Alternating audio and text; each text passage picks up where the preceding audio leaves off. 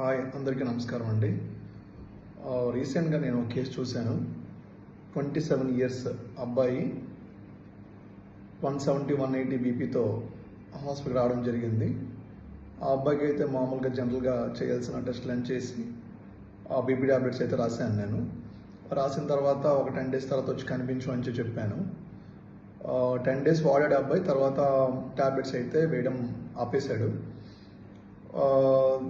ఒక్క 10 days back ఆ అబ్బాయికి మళ్ళీ మేము టెస్టులు చేస్తే 220-230 బీపీలో ఉన్నాడు.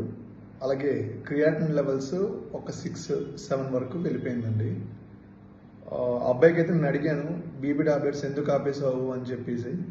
అంటే బీపీ ట్యాబ్లెట్స్ అలవాటు అయిపోద్ది అని చెప్పారు సార్, అందుకే ఆపేసానని అన్నాడు. బీపీ ట్యాబ్లెట్స్ అలవాటు అయిపోవడం అంటే ఏముండదండి. మీకున్న బీపీని కంట్రోల్ చేయడానికే ఆ బీపీ ట్యాబ్లెట్స్ ఏ డాక్టర్ గారైనా రాస్తారు. బీపీ ట్యాబ్లెట్స్ అలవాటు అయిపోవడానికి ఏముండదు. అది కంటిన్యూస్గా వాడితే మీ బీపీని కంట్రోల్లో చేస్తుంది. ఆ అబ్బాయి ఆ బీపీ ట్యాబ్లెట్స్ ఒక 3-4 నెలలు వాడకపోవడం వలన ఈరోజు తన కిడ్నీ డ్యామేజ్ అయితే జరిగింది.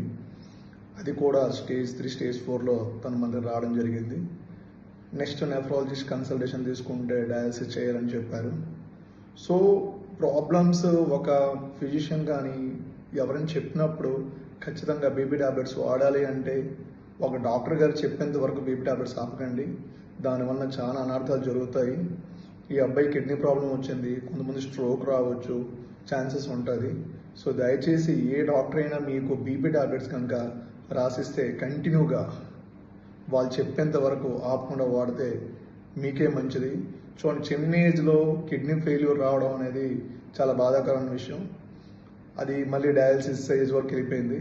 సో దయచేసి మీ డాక్టర్ గారు మీకు బీపీ ట్యాబ్లెట్స్ రాసిస్తే మాత్రం కంటిన్యూగా బీపీ ట్యాబ్లెట్స్ ఒక్కరోజు కూడా ఆపకుండా వేస్తే ఆ బీపీని ఆ ట్యాబ్లెట్స్ కంట్రోల్ పెడుతుంది. నీ కిడ్నీ డ్యామేజ్ జరగదు, నీ హార్ట్ డ్యామేజ్ జరగదు, అలాగే నీకు స్ట్రోక్స్ రాకుండా కూడా ఆ బీపీ ట్యాబ్లెట్స్ ఆపుతుంది. దయచేసి ఎవ్వరు కూడా మధ్యంతరంలో బీపీ ట్యాబ్లెట్స్ ఆపకండి. Thank you.